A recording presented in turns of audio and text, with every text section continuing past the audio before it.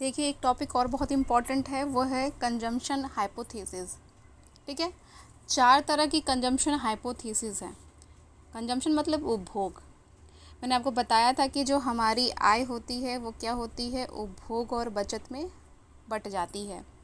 इसकी थ्योरी पढ़नी है हमको कि उपभोग आखिर निर्भर किस पे करता है, तो आय पे निर्भर करता है। सिंपल सी चीज़ है। तो बस उपभोग परिकल्पना में हम इन्हीं दोनों के बीच में क्या संबंध है, इसके लिए अलग अलग लोगों ने अलग अलग सिद्धांत दिए हैं, जिसको हम लोग परिकल्पना कहते हैं। तो इस प्रकार से 4 परिकल्पनाएं हैं। ठीक है, पहली जो परिकल्पना है वो जॉन मेनार्ड केन्स ने दी है, जेएम केन्स ने दी है। इनकी परिकल्पना का नाम है निरपेक्ष आय परिकल्पना। ठीक है, याद रखिएगा, इन्होंने मनोवैज्ञानिक सिद्धांत भी दिया है। ठीक, ये कहते हैं अल्पकाल में एपीसी और एमपीसी बराबर नहीं होते हैं। ठीक है, एपीसी और एमपीसी बराबर नहीं होते हैं, इसको याद रखिएगा, ये शॉर्ट में आ सकता है।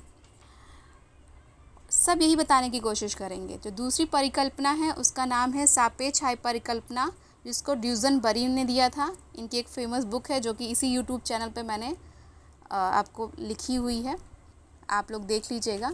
मैं जो भी बुक होता है उसकी फ़ोटो ही लगा देती हूँ। बुक का नाम है income saving and the theory of consumer behaviour. ठीक है, ड्यूजनबरी की बहुत फेमस बुक है। इन्होंने जब अपनी परिकल्पना दी, सापेक्ष आय परिकल्पना, परिकल्पना मतलब एक तरफ से समझिए सिद्धांत, तो इन्होंने 2 प्रकार के प्रभाव का उसमें बताया, अध्ययन किया। एक था रैचेट इफेक्ट और एक था प्रदर्शन प्रभाव। रैचेट इफेक्ट जो है वो ये बताता है कि जैसे जैसे आय बढ़ती है हमारा उपभोग भी जो है बढ़ता जाता है। ठीक है, जैसे जैसे आय बढ़ती है वैसे हमारा उपभोग भी बढ़ता जाता है। लेकिन अगर आय घट जाए तो उपभोग घटता नहीं है, बल्कि अपने आप को कहीं ऊपर ही स्थिर कर लेता है। मतलब वो भी घटेगा लेकिन उतना नहीं घटता जितना हमारा आय घटता है। इसको रैचेट प्रभाव करते हैं। कल की वीडियो में मैंने आप लोग को ये बताया था। अगला है प्रदर्शन प्रभाव। प्रदर्शन प्रभाव क्या होता है, हमारा जो उपभोग होता है हमारी आय पे निर्भर ना हो करके, बल्कि हमारे जो पड़ोसी होते हैं उन पर निर्भर करता है। अगर वो फ्रिज ले आएंगे तो हम भी सोचते हैं कि हम जल्दी से जल्दी फ्रिज खरीद लें। अगर वो 4 व्हीलर ले आएंगे तो हम भी सोचते हैं जल्दी से जल्दी हम भी 4 व्हीलर खरीद लें। मतलब मेरी आय कुछ भी हो, हम बचत करेंगे, उधार लेंगे या किसी भी तरीके से क्या करेंगे, हम अपने पड़ोसियों की तरह ही बढ़ना चाहते हैं, देख देख के काम करते हैं, इसीलिए इसको प्रदर्शन प्रभाव कहते हैं। ठीक है, तो 2 तरह के प्रभाव हैं इसमें, बैड बेगन इफेक्ट भी इसे कहते हैं। तो ये याद रखिएगा, ये पूछ सकता है कि रैचेट प्रभाव किसने दिया है या रैचेट इफेक्ट किसने दिया है, तो ड्यूजनबरी ने दिया है। प्रदर्शन प्रभाव किसने दिया है, तो ड्यूजनबरी ने दिया है। सापेक्ष आय परिकल्पना किसने दी है या सापेक्षिक आय परिकल्पना किसने दी है, तो ड्यूजनबरी ने दी है। ठीक है, अगली जो परिकल्पना है वो है स्थायी आय परिकल्पना। ये है, इन्होंने दिया था फ्रीडमैन ने। ठीक है, अब ये क्या कहते हैं, ये कहते हैं कि जो उपभोग होता है वो आय पे तो निर्भर करता है, लेकिन किस आय पे, स्थायी आय पे, परमानेंट इनकम पे।